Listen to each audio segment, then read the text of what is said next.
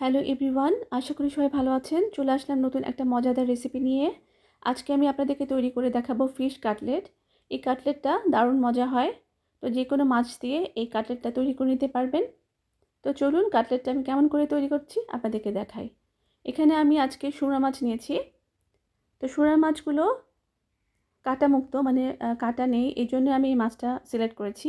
তো চলুন আমি কেমন করে এটা সিদ্ধ করে নিচ্ছি দেখাই। প্রথমে আমি সামান্য পরিমাণ পানিতে দিয়ে দিলাম হলুদের গুঁড়া, লবণ এবং দিয়ে দেবো লেবুর রস, লেমন জুস দিয়ে ভালো করে মিক্স করে নিচ্ছি। তো এরপরে আমি এখানে মাছগুলো দিয়ে দিলাম, ভালো করে বসিয়ে দিয়ে এরপর আমি ঢাকনা দিয়ে দেব। কিছুদিন আগে আমি আপনাদেরকে দিয়েছি ফিশ কাবাবের রেসিপি, ওটা আমি তেলাপিয়া মাছ দিয়ে করেছিলাম, ওটাও খুব দারুণ মজা হয়েছিল। তো আজকে আমি করছি সুরা মাছ দিয়ে ফিশ কাটলেট। তো এখন ভালো করে ঢাকনা দিয়ে দুপাশটা উল্টিয়ে পাল্টিয়ে আমি ভালো করে সিদ্ধ করে নিচ্ছি। আর পানিটা একদম শুকিয়ে নেব, কারণ পানিটা ফেলবো না, তাহলে মাছের টেস্টটা চলে যাবে। তো সিদ্ধ করে নিয়ে যখন ঠান্ডা হবে, দেখুন আমি আস্তে আস্তে মাছগুলো তুলে নিচ্ছি। মাছের যে মাংসটা আছে দেখুন সুন্দর চলে আসছে, সিদ্ধ হয়ে গেছে। আর এখানে তেমন কাটা নেই, যেটু কাটা আছে এটা একদম তুলে ফেলা যাবে। ভালো করে সব মাছগুলো তুলে নিয়ে দেখুন আমি ভালো করে হাত দিয়ে কচলিয়ে একদম ম্যাশ করে নিয়েছি। এরকম করে ম্যাশ করে নেবেন। এরপর আমি দিয়ে দিলাম এখানে কর্নফ্লাওয়ার, যেটাকে কর্নফ্লোর বলে, বা কর্ন স্টার্চ যেটাকে বলে, ওটা দিয়ে দেব। দিয়ে আদা রসুন পেস্ট, জিরার গুঁড়া, পরিমাণ মতো পেঁয়াজ কুচি দিচ্ছি। পেঁয়াজ কুচিটা আপনি অ্যাভয়েড করতে পারেন, অনেকে কাটলেটে পেঁয়াজ কুচি ব্যবহার করে না, কিন্তু আমি দিলাম। এবং কাঁচামরিচ, ধনিয়া পাতা কুচিও দিয়ে দিলাম। ভালো করে মিক্স করতে হবে হাত দিয়ে, দেখুন ভালো করে মিক্স করে নেবেন।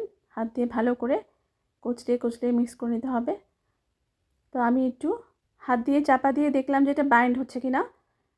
বাইন্ডারটা খুব জরুরি, এই জন্য আমি এখানে এখন ব্রেড ক্রাম্ব মিক্স করছি, যেহেতু একটু পাতলা হয়েছে। অনেকে এখানে ডিমও ব্যবহার করে, ডিম দিলে এটা আরও পাতলা হয়ে যাবে, জন্য ডিম ব্যবহার করলাম না। তো এখানে এখন আমি একটা ডিম ফেটিয়ে নিচ্ছি, তো মাছের কাটলেটের উপর প্রলেপ দেওয়ার জন্য। আর ব্রেড ক্রাম্ব নিয়েছি। তো প্রথমে আমি গোল গোল করে কতটুকু কাটলেট হয় বা কয়টা কাটলেট হয়, আমি প্রথমে মাপ দিয়ে একটা আকার করে গোল গোল করে নেব। এরপর আমি শেপ দেব। তো দেখুন সবগুলো আমি এরকম করে গোল করে একটা আকার কতটুকু লাগে নিয়েছি। এরপরে আমি শেপ দিচ্ছি। 2 হাত লাগাতে হবে, হাত পরিষ্কার করে ধুয়ে নিয়ে 2 হাতে চাপা চাপা দিয়ে ভালো করে শেপ করে নিতে হবে। তো এরকম করে সবগুলো আমি বানিয়ে নিচ্ছি হাত দিয়ে। পেঁয়াজটা একটু উঠে উঠে আছে, পেঁয়াজটা না দিলে এই জিনিসটা হতো না। তো আমি ডিমের মধ্যে প্রলেপ দিয়ে ভালো করে চুবিয়ে নিয়ে দেখুন আর একটু পাতলা হয়ে যাচ্ছে ডিম দেওয়ার পরে। এরপরে আমি ব্রেড ক্রাম্বের মধ্যে কোট করে নেব, গড়িয়ে নেব ভালো করে। চেপে চেপে অনেকক্ষণ ব্রেড ক্রাম্ব দিতে হবে, ভালো করে যেন মাছের কাটলেটটা সেট হয়ে যায়। তো দেখুন আমি এইভাবে নিয়ে একটা ডিশে রাখছি, রেখে যে সুন্দর করে সেট হয়ে এসছে সবগুলো। 2 হাত দিয়ে আমি ভালো করে চাপা দিয়ে সব সেট করে নিয়েছি। তো এখন ভেজে নেওয়ার পালা। তো আমি একটা প্যানে পরিমাণ মতো তেল গরম করে এখানে আমি 6টা কাটলেট ভেজে নিয়েছি, বাকিগুলো আমি ডিপে প্রিজার্ভ করে রেখে দিয়েছি। ডিপে কতক্ষণ খোলা রাখলে একটু শক্ত হয়ে আসলে একটা জিপ লক ব্যাগের মধ্যে ভরে রেখে দিতে পারবেন বা কন্টেনারে রাখতে পারবেন। তো এখন আমি উল্টিয়ে পাল্টিয়ে সবগুলো ব্রাউন করে ভেজে নিচ্ছি। দারুণ একটা স্মেল আসছে, আর এগুলো খেতে ভীষণ মজা। এই কাটলেটগুলো আপনারা বার্গার করেও খেতে পারবেন, বার্গারের মধ্যে দিয়ে, এমনিতেও খেতে পারবেন সালাদের সাথে বা সসের সাথে। তো সবগুলো আমার এরকম ব্রাউন আকার করে আমি ভাজা হয়ে যাচ্ছে। তো ভাজা হয়ে গেছে, এখন আমি একটা ডিশে সবগুলো তুলে নিয়ে সার্ভ করছি।